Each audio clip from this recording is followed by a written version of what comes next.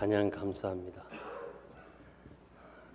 이스라엘에서 내려오는 전설적인 이야기가 있는데요. 예루살렘 언덕에는 새 나무가 있었다고 합니다. 이 나무들은 꿈을 키우면서 자라고 있습니다. 첫째 나무는 나는 성장해서 궁궐에 왕들이 쓰는 보석함이 되기를 원했습니다.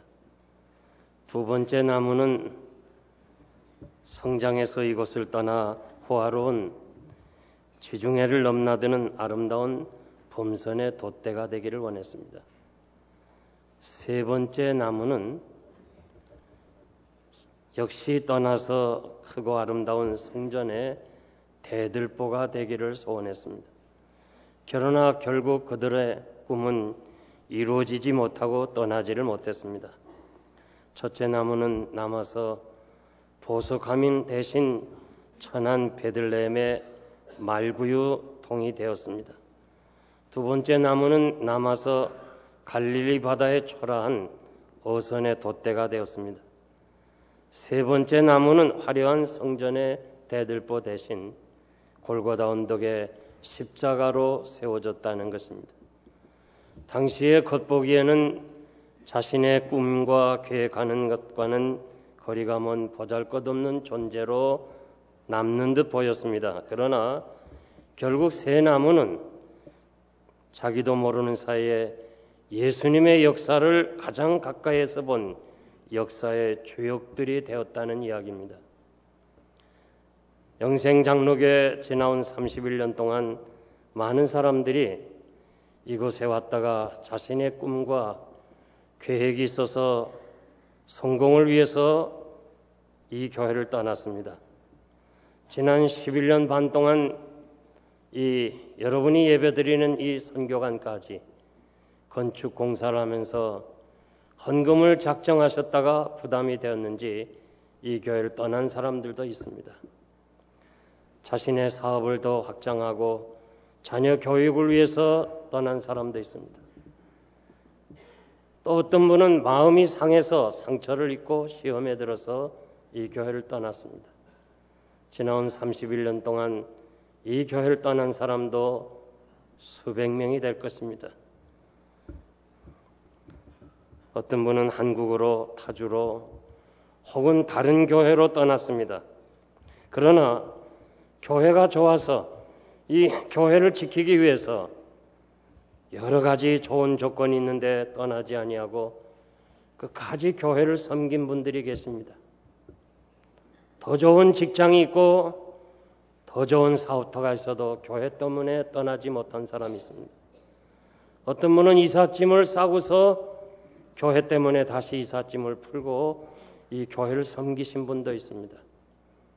어떤 분은 그 남편 따라가지 못하고 자신이 교회를 섬기기 위해서 남은 사람도 있습니다. 지난번에 샌디 같은 이런 폭풍이 지나가면서 이 남긴 자취는 대단히 크고 파괴력이 있습니다. 그러나 아마도 수년 내에 흔적 없이 복구되어 자취를 못 찾을 것입니다. 그렇지만 방울방울 떨어지는 연약한 낙수는 세월의 흐름에 따라서 바위를 갈라놓는 흔적을 남기듯이 사람의 역사도 그런 것과 같습니다. 지나온 31년 동안 변함없이 어렵지만은 힘들지만은 이 교회 위에서 눈물과 정성으로 섬기고 봉사함으로 이 허허벌판 폐목이 되고 쓰레기장이 된 이 자리에 이렇게 아름다운 교회를 세우고 영광스러운 교회와 함께 저들의 섬김은 이 땅에서 천국에서 영원히 해와 같이 빛날 것입니다. 오늘은 창립 31주년이 되는 날이고 동시에 감사주일입니다.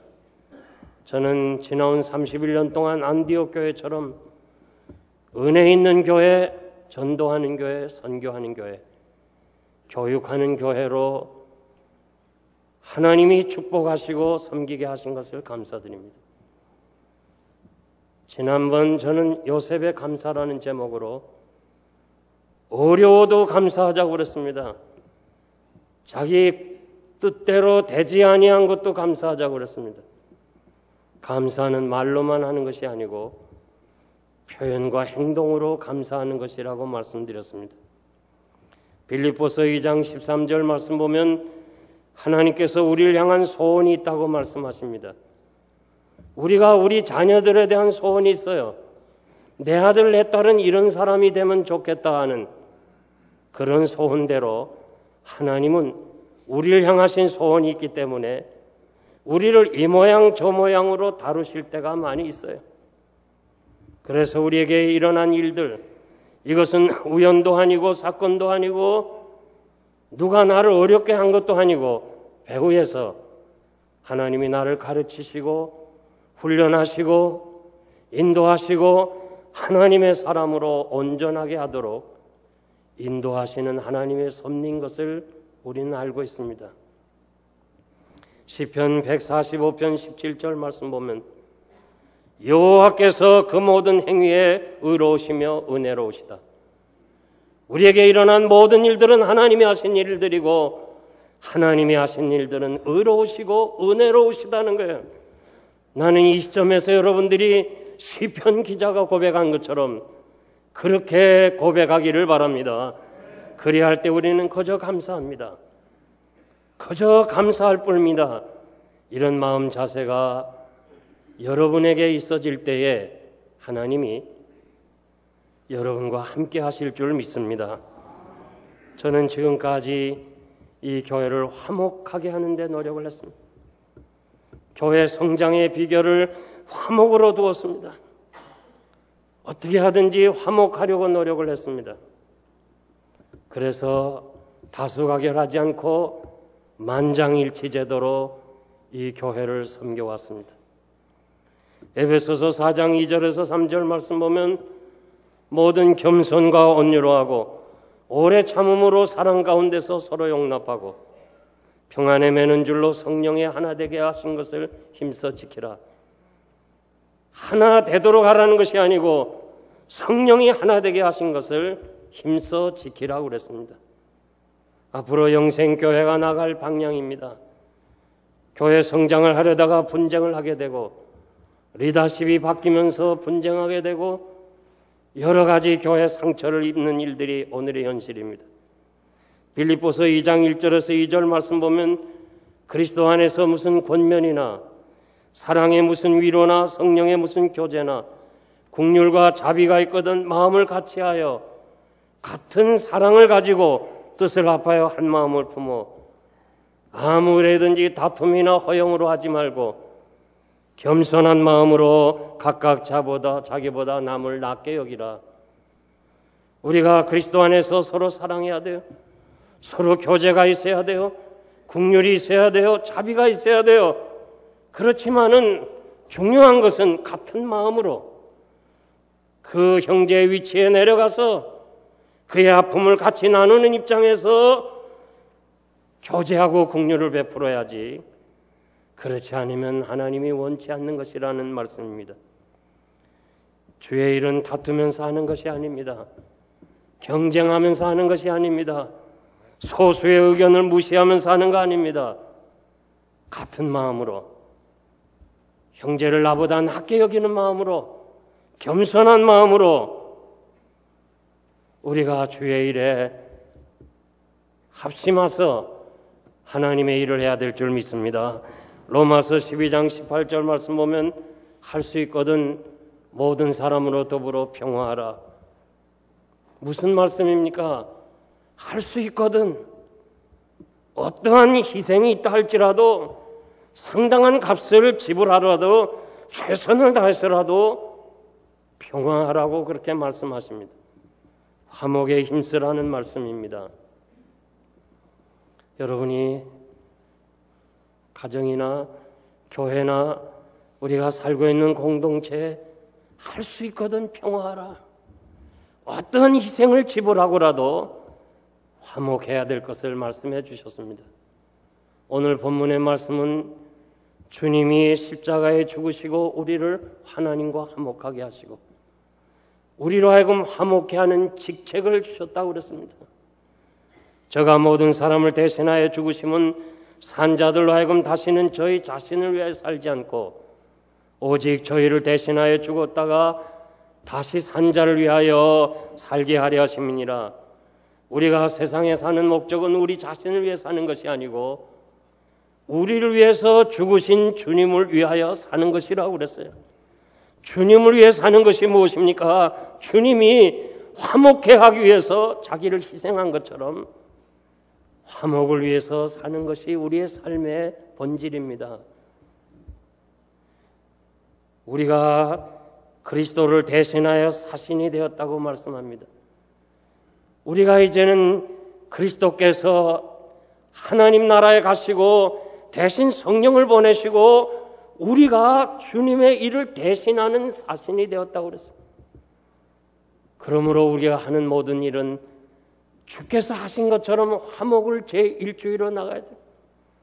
분쟁이 있는 곳에 여러분이 가심으로 화목을 이루고 싸움이 있는 곳에 다툼이 있는 곳에 여러분이 들어가심으로 평화를 얻는 이러한 일을 우리가 해야 된다고 말씀하고 계십니다. 화평케 하는 자는 복이 있나니 너희가 하나님의 아들이라 일컬음을 받을 것이라. 사랑하는 성도 여러분, 사람은 자기 신분에 대한 확고한 인식에 따라 생각이나 언행이나 추구해가는 목표가 달라집니다. 여러분은 하나님께로부터 화목해 하는 직책을 받았다고 그랬습니다. 우리 교회는 화목을 최우선으로 절대 조건으로 나아가면 반드시 교회가 축복하고 하나님 앞에 축복을 받고 부흥될 것을 믿습니다. 화목을 깨면서 하는 일은 주님이 기뻐하시는 일이 아닙니다. 여러분은 화목해 하는 직책을 주님이 주셨습니다. 직책이라는 이 단어는 섬긴다는 말이에요. 여러분들이 섬기는데 무슨 분쟁이 있겠어요? 가정에서도 서로 섬기는데 거기에 무슨 다툼이 있겠어요? 상대를 나보다 낫게 여기고 주님의 시각에서 보면서 주님이 저를 위해서 십자가에 죽으시기까지 사랑하신 분이라 하면서 우리가 그분을 사랑하고 섬기는데 무슨 다툼이 있으며 분쟁이 있겠습니까? 주님께서 우리에게 화목해 하는 직책을 주셨을 뿐만 아니라 화목하라고 부탁을 해주셨습니다. 그러므로 사랑하는 성도 여러분, 작게는 작은 교회인 여러분의 가정에서부터 화목에 힘쓰시고 그리고 이 교회가 주님 오시는 그날까지 화목한 교회가 되도록 내가 어떠한 희생을 하더라도 교회를 세우는 일에 여러분들이 앞장서신다면 그리고 이 일에 전심전력한다면 반드시 하나님이 여러분의 생애를 축복으로 인도해 주실 줄 믿습니다. 화목한 삶을 살기 위해서 세 가지 말씀드리겠습니다. 첫째는 기도에 힘쓰시기를 바랍니다. 야고보 4장 1절 2절 보니까 너희 중에 싸움이 어디로 다툼이 어디로 쫓아나느냐 기도하지 않기 때문이다. 야고보는 대부분 갈등이나 싸움이 기도의 부족으로 생긴다고 지적을 했습니다. 우리 가정에서나 교회에서 혹은 우리가 사는 공동체에서 왜 다툼이 일어나요? 기도하지 않기 때문이라고 그랬습니다. 사랑하는 성도 여러분, 어려워서 기도하지 말고 분쟁이 있어서 기도하지 말고 계속해서 기도함으로 여러분의 가정과 교회가 화목해지고 세워지는 이런 축복이 여러분에게 있어지기를 바랍니다. 우리가 어려움이 있을 때 사람을 찾아가는 거 아니에요? 여론화시키는 거 아니에요? 조용히 무릎 꿇고 하나님께 도움을 청해야 돼요. 하나님 앞에 기도해야 돼요. 야곱이 20년 만에 고향으로 돌아옵니다. 그는 하나님의 은혜로 많은 축복을 소유했습니다. 그런데 마음에 부담되는 게 하나 있었어요. 형의 축복을 가로채고 떠나온 야곱이 이제 고향으로 돌아가면서 가장 두려운 게 에서예요. 에서가 형이 나를 어떻게 대할까? 형이 나를 어떻게 생각할까? 그는 부담스러운 가운데 고향으로 돌아가는데 앞에 정보원을 먼저 보내세요. 무슨 이상한 조짐이 있는가? 계획한 대로 생각대로 형 에서가 400인을 거느리고 와요. 400명의 군사를 거느리고 와요. 이제 야곱은 죽음의 직전에 도달합니다. 죽음 앞에 무슨 돈이 필요하며 죽음 앞에 무슨 가족이 필요하겠어요? 모든 것을 다 앞서 보내놓고 야곱은 약복 강변에서 무릎을 꿇습니다. 간절히 기도합니다. 환도뼈가 부러질 정도로 간절히 부르짖습니다. 그런 하나님의 은혜로 자신이 변합니다. 이 간사하고 인간적인 못된 야곱이 변하여 이스라엘, 승리자인 이스라엘로 자기 이름이 바뀝니다. 자기가 변합니다. 그리고 나서 형님을 대할 때 뭐라고 그래요? 형님의 얼굴을 배운 즉 하나님의 얼굴을 뵙는 것과 같습니다. 얼마나 듣기 좋아요? 보기 좋아요? 형님의 얼굴을 보니까 하나님의 얼굴을 보는 것과 같습니다. 그러면서 큰 절을 7번이나 합니다. 큰 절을 7번 하는 건 아버지에게 하는 거예요. 이제는 형님이 아니고 내가 아버지로 모시겠습니다. 거기에 형님의 마음이 녹아지는 거예요. 여러분, 문제가 있습니까? 어려움이 있습니까? 내가 먼저 변해야 돼요. 우리는 항상 내가 변하라고 하기 때문에 분쟁이 계속되는 거예요. 나는 옳고 너는 잘못이라고 하기 때문에 항상 우리가 가정이나 교회에 분쟁이 있는 거예요. 자기가 변해야 돼요. 내가 변하면 상대가 변하는 거예요. 내가 변하면 내 가정이 사는 거예요. 내가 변하면 교회가 사는 거예요. 이 사실을 여러분들이 잊지 말기를 바랍니다. 여러 가지 어려움이 있을 때마다 여러분들이 하나님 앞에 기도하십시오. 여러분의 기도는 반드시 하나님께서 응답해 주시리라고 믿습니다. 그때는 모르지만은, 그 시간은 모르지만은 하나님 반드시 응답해 줘요. 여러분의 사랑과 여러분의 뜨거운 그 기도의 열매로 제 딸 수인이가 결혼을 했습니다. 이 수인이는 자기도 나이가 들면서 오빠도 결혼하고 또 동생까지 결혼하고 또 주보에 보면 자기와 주일학교에서 같이 자란 아이들이 결혼한다는 소식을 들 때마다 이 수인은 날마다 기도를 해. 하나님, 나도 좋은 사람 만나게 해주세요. 다른 기도는 하고 항상 기도해. 나도 좋은 사람 만나게 해주세요. 나는 그 기도를 들으면서도 수인이는 나와 같이 오래 같이 살 것으로 알았어요. 그런데 하나님께서는 그 기도를 들으시는 거예요. 다른 것은 없어도 제가 가보니까 정말 좋은 사람 만났어요. 그리고 그 시부모님, 목사님 가정 너무너무 좋은 분이에요. 우리가 비교하지 못할 정도로 좋은 가문이에요. 하나님만 사랑하고 그 어른을 공경하는 시부모님들, 목사님들 너무너무 훌륭한 사람이에요. 오히려 우리보다 더 사랑을 베풀어. 그래서 수인이는 조금도 섭섭해하지 않아. 너무너무 좋았어. 저는 수인이의 결혼을 보면서 나도 그 기도에 대해서 신뢰를 못했는데 하나님은 그 기도까지 들으시는구나.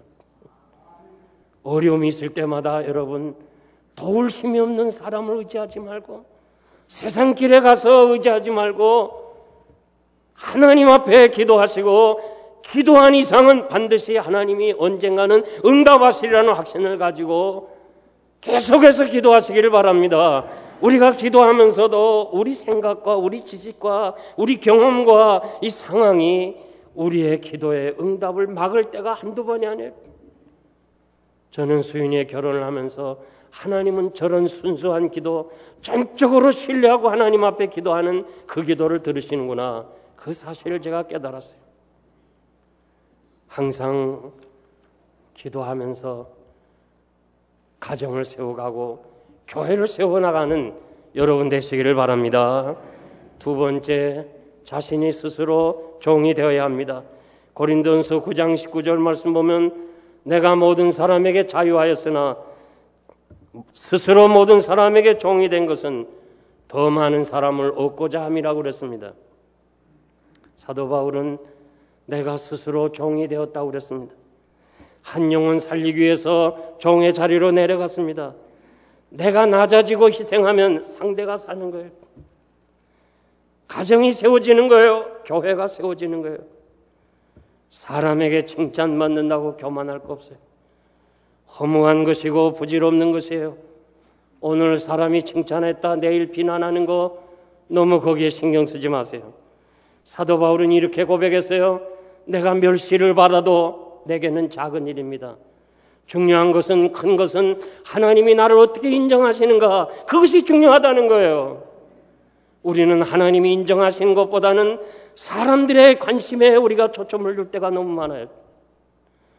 사람에게 너무 관심 두지 말아요. 사람이 비난하는 거 작은 일이에요.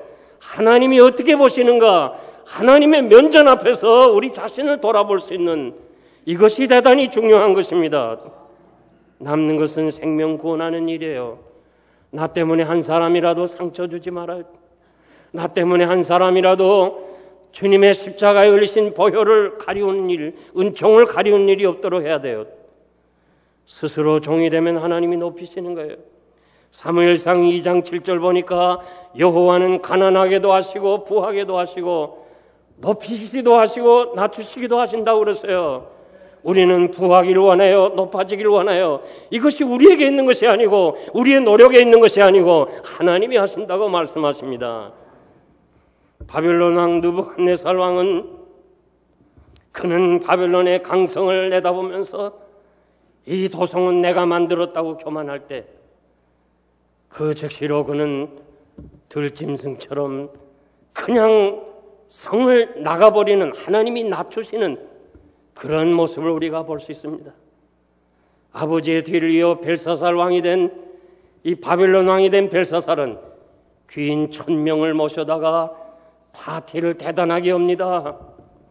예루살렘에서 그 하나님의 예배 드리는데 사용하는 기구를 갖다가 자신이 술잔을 마시면서 바벨론의 영구한 그 영원한 세계를 위해서 노래하면서 춤을 추면서 그 밤에 1000명이 파티를 했지만은 하나님이 그를 버리시니까 그 밤에 갈대아 왕에게 죽임을 당합니다. 세상의 영화는 하나님이 그냥 치시면 그날로 떨어지는 거예요. 그날로 없어지는 거예요. 절대 교만할 거 하나도 없어요. 잘난 것 있으면, 남이 갖지 못한 거 가졌으면 그저 감사하고 하나님의 은혜입니다. 하나님의 축복입니다. 겸손하게 하나님 앞에 의지함으로 더 여러분들이 계속해서 복을 받으시길 바랍니다. 영생교회는 주님만이 주인이 되시고 우리 모두는 다 종의 자리로 내려가서 섬기는 성도들이 되기를 바랍니다. 예수님의 제자들이 이제 예수님과 작별할 시간이 가까웁니다. 저들은 3년 동안 주님과 함께 지내면서 가장 귀중한 것이 믿음이었어요. 선생님이 가시기 전에 우리가 어떻게 하면 좀 더 믿음이 강한 사람이 될 수 있나요? 그럴 때 우리 주님이 이런 비유를 말씀해 주었습니다. 어떤 집에 종이 있는데 온종일 밭에 가서 일을 합니다. 그리고 수고했습니다. 돌아온 종에게 수고했다. 살해할 주인이 어디 있느냐? 너 빨리 밥을 내라. 우리처럼 밥 하는 게 쉬운 게 아닙니다. 그래서 밥을 냈습니다. 그러면 종아 같이 먹자 할 주인이 어디 있느냐? 너는 내가 먹는 동안 여기 서서 시중 들라. 그리고 다 자기가 다 먹고 난 후에 그 다음에 그것을 다 치우라. 그리고 살해할 주인이 어디 있느냐? 이와 같이 이 모든 일을 순종하고 이 모든 일을 감당하고 나는 하여야 할 일을 했을 뿐입니다. 나는 마땅히 할 일을 했을 뿐입니다. 이런 자세를 가질 때 믿음이 있는 사람이라고 그랬어요. 우리는 무언가 섬기면서 남이 인정하기를 좋아하고, 남이 세워주기를 좋아하고, 남이 칭찬하기를 바라고, 그렇게 할 때가 너무 많아요. 그것은 믿음이 성장하는 게 아니에요. 이름도 없이 빛도 없이 그저 하나님만 하시면 되고, 하나님만 영광을 받으시면 된다고 하는 하나님 제일주의로 우리가 섬기고 나간다면, 스스로 종이 된다면 하나님이 반드시 축복해 주실 줄 믿습니다. 무슨 문제가 있을 때마다 여러분 종의 자리로 내려가요. 내가 십자가 지면 다 되는 거예요. 여러분의 가정이 어렵습니까? 여러분이 살고 있는 현재 공동체가 어렵습니까? 내가 십자가 지면 되는 거예요. 십자가는 져야 될 가치가 있는 거예요.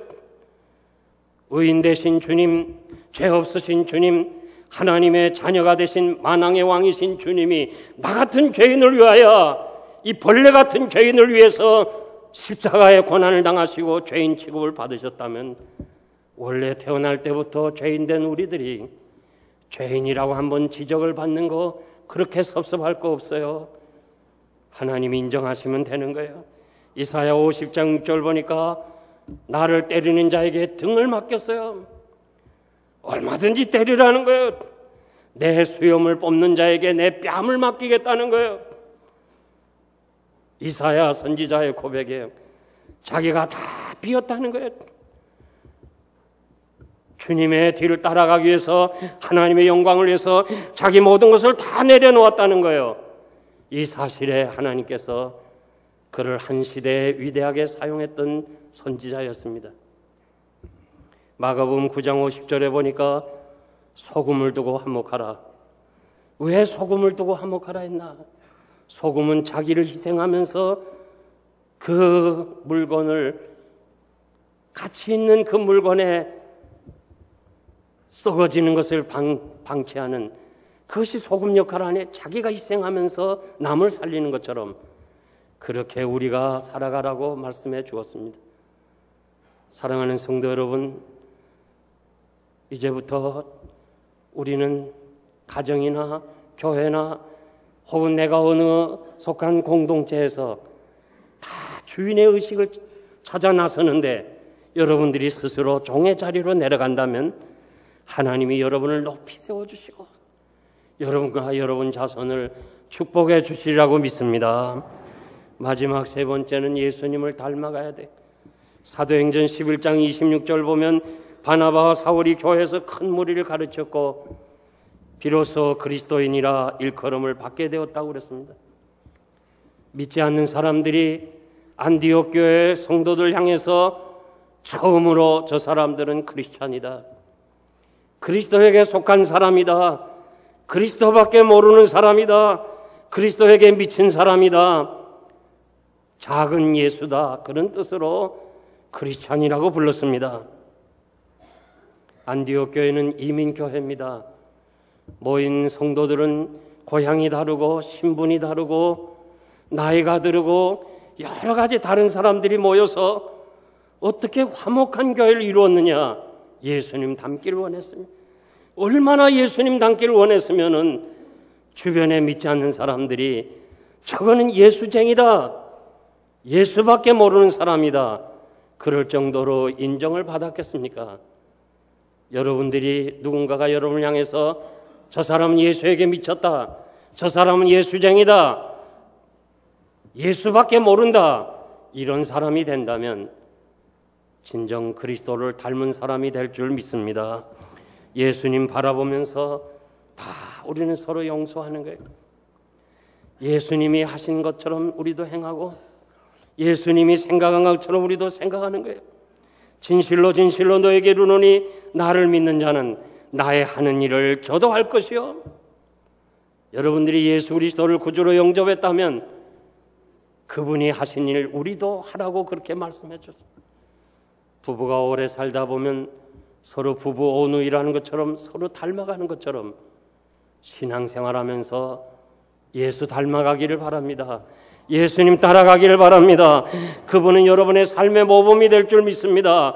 우리 다양한 사람들이 모였습니다. 다양한 종교적, 기독교적 배경을 가진 사람들이 모였습니다.